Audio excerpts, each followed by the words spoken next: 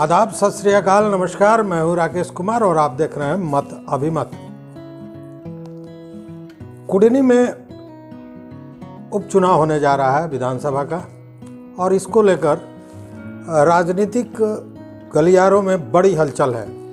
सभी पार्टियां अपने उम्मीदवार को जिताने के लिए एड़ी चोटी एक कर दी है।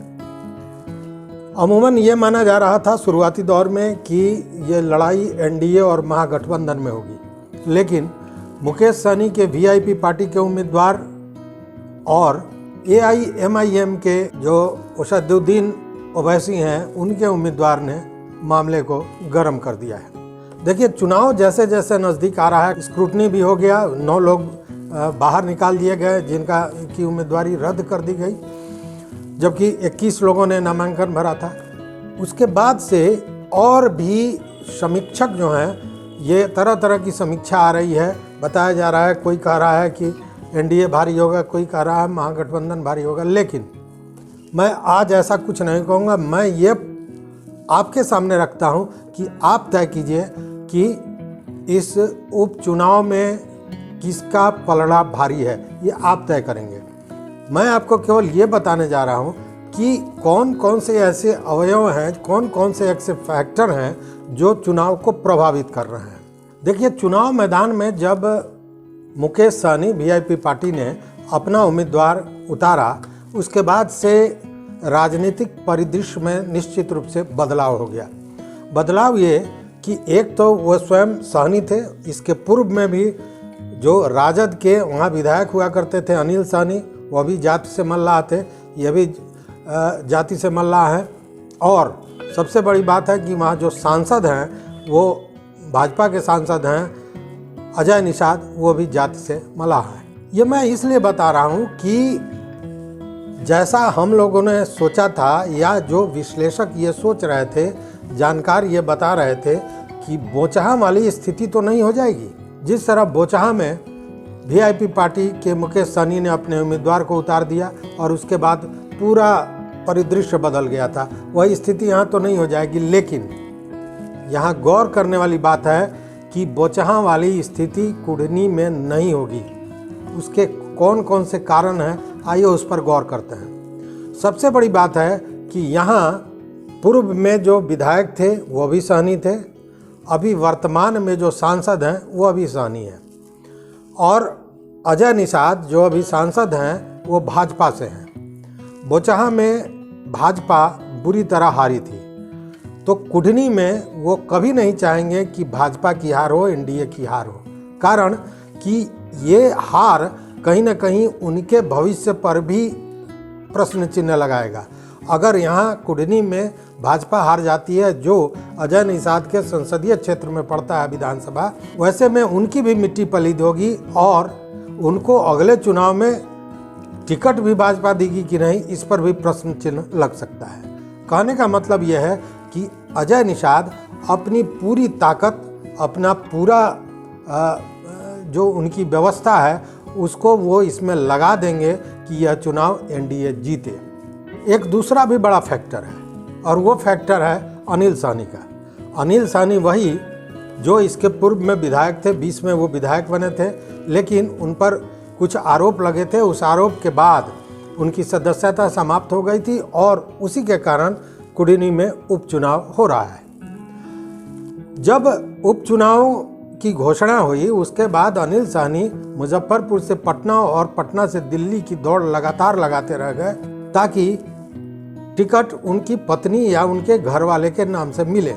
वहाँ उनका ये तर्क था कि जिस तरह मोकामा में बाहुबली अनंत सिंह जेल में थे और राजद ने उनकी पत्नी को टिकट दिया था, उसी तरह उनकी पत्नी को टिकट मिले।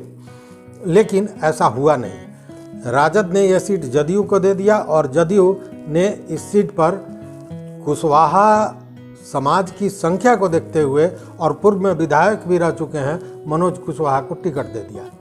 कहने का मतलब कि अनिल सहनी भी भीतर से इस बात को लेकर कहीं ना कहीं रुष्ट हैं, और ये मामला भीतरघात का हो सकता है कि ऐसा नहीं हो कि वो उनकी पकड़ के सहनी वोट को दूसरे तरफ डाइवर्ट कर दें, क्योंकि वो कभी नहीं चाहेंगे कि ये सीट जदयू के हाथ पाले चला जाए, क्योंकि जदयू के पाले चला जाएगा तो फिर आगे उनके भविष्य पर कहीं ना कहीं प्रश्न चिन्ह लग जाएगा। वहीं मला जाति से शेखर साहनी भी उम्मीदवारी में है, जो पूर्व में जिला पार्षद रह चुके हैं, तो कहीं ना कहीं वह भी काटेंगे वोट। मतलब कहने का है कि साहनी का वोट कई फाड़ में बट रहा है और शायद इन सारी बिंदुओं को बेहतर ढंग से मुकेश सहनी जानते थे और इसीलिए उन्होंने सहनी को नहीं बनाकर भूमिहार से अपना उम्मीदवार खड़ा किया।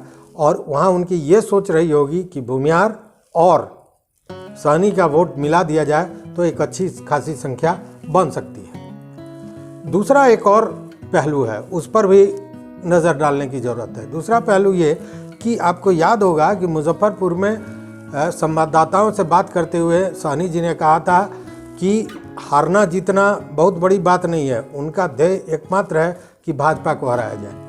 इसको लेकर भाजपा के प्रदेश अध्यक्ष संजय जायसवाल ने भी अपना बयान दिया था सहनी जी को लेकर, जिस पर सहनी जी ने भी पलटवार किया और उसमें बाजाबता उन्होंने कहा था कि सहनी जी जदयू के कहने पर ये काम कर रहे हैं। दूसरी बात कि खोखा और तमाम तरह की बातें हुई थी जो राजनीति में अच्छी नहीं लगती हैं, बावजूद ये सारी बातें हुई थी और उसका जवाब पलटवार भी सहनी जी ने दिया था।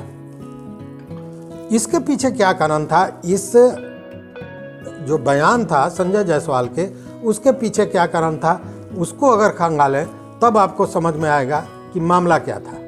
मामला यह था कि सहनी जी अगर अपना उम्मीदवार नहीं खड़ा करते, मतलब वीआईपी पार्टी अगर अपना उम्मीदवार नहीं खड़ा करती, तो सहनी का मैक्सिमम वोट अजय निषाद के चलते एनडीए में जाता। लेकिन सहनी जी ने अपना उम्मीदवार खड़ा करके उस वोट को काटने का काम किया ही।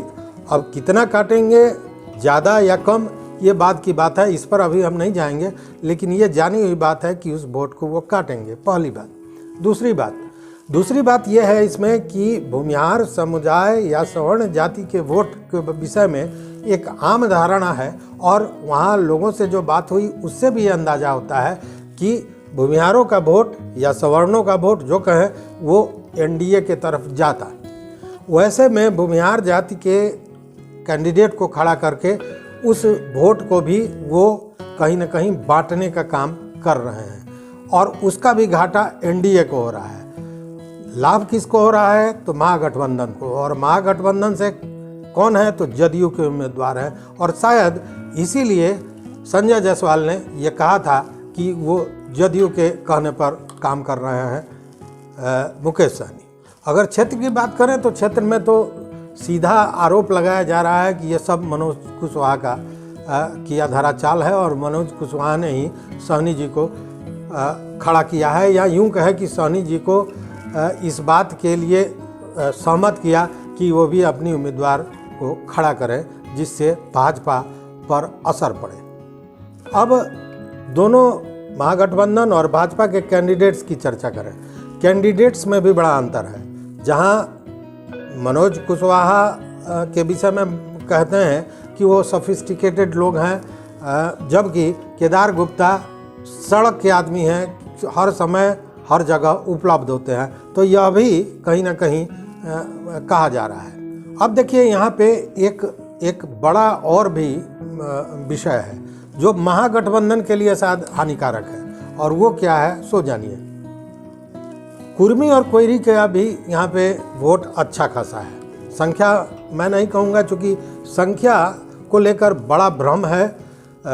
जो माउथ मीडिया है वो संख्या को बढ़ाती घटाती रहती है, क्योंकि कोई आधिकारिक इसकी संख्या नहीं है, लेकिन फिर भी अच्छा खासा वोट कोयरी और कुर्मी का है। कई जगह देखा गया कि पंचायत चुनाव में यादव और कुर्मी के बीच आमने सामने का टक्कर था। आप सभी जानते हैं कि ऐसे पंचायत चुनाव में जो लड़ाई होती है वो केवल चुनाव तक नहीं रहती है, वो अगले चुनाव तक जाती है, और चूँकि छोटे क्षेत्र में वो चुनाव होता है इसलिए आपसी जो अखज है वो बरकरार रहता है। इसको लेकर वैसे हर पंचायत में जहां कुर्मी और यादवों की लड़ाई आमने सामने की हुई थी, जहां पे एक दूसरे को चुनाव को लेकर एक दूसरे में वैमनस्य है, वहाँ कुर्मी कभी महागठबंधन को वोट नहीं देंगे। वो नहीं चाहेंगे कि महागठबंधन मतलब यादवों का फिर वर्चस्व हो जाए। अब लीजिए मुसहर जाति की बात। तो मुसहर जाति भी 4 से 6 हज़ार के लगभग वहाँ पे है कुढ़नी में। लेकिन है क्या कि मुसहर जाति 3 पंचायत तो ऐसे हैं जहाँ पे मुसहरों की बहुत अच्छी संख्या है और 3 पंचायत में मुखिया भी है मुसहर जाति से आते हैं। तो वो सब जो वोट है वो एक मत होकर महागठबंधन के पास जाएगा और उसके कारण है पूर्व मुख्यमंत्री जीतन राम मांझी जो महागठबंधन के समर्थन में है। मतलब मुसहर जाति का वोट एकजुट होकर महागठबंधन को मिलने वाला है। लेकिन वहीं पे एक धानुक जाति है। धानुक जाति को अगर देखें तो सुमेरा, लदौरा और बाकरपुर, ये 3 पंचायत ऐसे हैं जहाँ पे अच्छी खासी संख्या है धानुक जाति की। लेकिन वहाँ स्थिति क्या है कि धानुक जाति का टसल हमेशा मुस्लिमों से होता रहा है, इसलिए धानुक जाति का वो जो वोट है वो महागठबंधन के तरफ से कट के शायद ऐसा हो सकता है, अनुमान लगाया जाता है, कयास लगाया जाता है कि वो एनडीए की तरफ चला जाएगा। तो स्थिति कमोबेश यही है। जो ब्राह्मणों की संख्या बहुत कम है जो एनडीए को मिलेगा। पासवान जाति से जो भी हैं वो चिराग पासवान को कहें या चिराग पासवान ने तो खुला ऐलान कर दिया है एनडीए के समर्थन में, इसलिए वो एनडीए का वोट होगा। जबकि चमार जाति से भी संख्या है जो शुद्ध आरजेडी के तरफ जाने वाली है। तो ये स्थिति है कुढ़नी विधानसभा क्षेत्र की। तो कहने का मतलब है कि इस स्थिति में ये कहना कि सीधे लड़ाई एनडीए और महागठबंधन में है या त्रिकोणात्मक है या चतुष्कोणीय है, यह हम नहीं कहेंगे, ये आप तय करेंगे। स्थितियों को मैंने बताया और चूँकि आप वहाँ की राजनीति को जानते हैं, आप वहाँ के राजनीति से रूबरू हैं, सामने हैं, तो निश्चित रूप से इस विश्लेषण के बाद आप खुद तय कर सकेंगे कि वहाँ पे कौन भारी पड़ेगा, कौन हल्का पड़ेगा, ताज किसके सर जाएगा, ताज किसके सर से उतरेगा। इसके पहले भी हमने कहा था, एक वीडियो भी बताया था और उसमें हमने लिखा था कि जीत या हार तय करेगा भूमिहार। मतलब वहाँ भूमिहार से मतलब मुकेश सहनी से था कि किस स्थिति में मुकेश सहनी के उम्मीदवार भूमिहार और सहनी का वोट काटते हैं, ये बहुत अहम है इस मामले में। रही बात AIMIM की, तो उसमें गुलाम मुर्तुजा अंसारी खड़े हैं जो पसमानदा समाज से आते हैं। उस स्थिति में उनको वोट मिलेगा मुस्लिमों का, लेकिन मुस्लिमों का कुछ वोट निश्चित रूप से महागठबंधन की ओर भी जाएगा। चूँकि नीतीश जी के सर्वे के अनुसार या यूँ कहें कि नीतीश जी की सोच के अनुसार उन्हें ये लगा था कि अगर वो भाजपा से अलग हो जाते हैं, उसी स्थिति में मुसलमानों का सबसे बड़ा और सुरक्षित घर जदयू होगा और शायद राजद से भी ज़्यादा सुरक्षित घर। वैसी स्थिति में एक तरफ राजद महागठबंधन में है और जदयू भी है, तो निश्चित रूप से मुस्लिमों का वोट भी जाएगा और ख़ासकर जो सवर्ण मुस्लिम हैं, शेख पठान हैं, उनका वोट राजद की तरफ जाएगा। हालांकि पसमानदा समाज मुर्तुजा अंसारी को अपना मत दे सकता है, ऐसी संभावनाएं जताई जाती है। तो यही था जातीय समीकरण के आधार पर वोट बंटवारे की पूरी समीक्षा। अब आप सोचिए और निश्चित रूप से कमेंट बॉक्स में ये बताइए। तो इस विश्लेषण के बाद आप तय कीजिए और आप बताइए कमेंट बॉक्स में कि कुढ़नी विधानसभा के उपचुनाव में कौन भारी होगा और दिशा बदलने का काम कौन कर रहा है। मतलब एनडीए जीतेगा, महागठबंधन जीतेगा और दिशा बदलने में सबसे ज़्यादा योगदान किसका होगा, सहनी जी का होगा या AIMIM का होगा। तो देखते रहिए मत अभिमत, और भी जो जानकारी होगी हम लेकर आपके सामने उपस्थित होंगे। चैनल पर नए हो तो निवेदन है कि उसको सब्सक्राइब कीजिए, अपने दोस्तों के साथ शेयर कीजिए और वो घंटी जैसी जो आकृति है उसको दबा दीजिए ताकि हम अपना विचार, अपना मत आपके साथ साझा कर सकें। तो बहुत बहुत धन्यवाद। कोटि शपणम।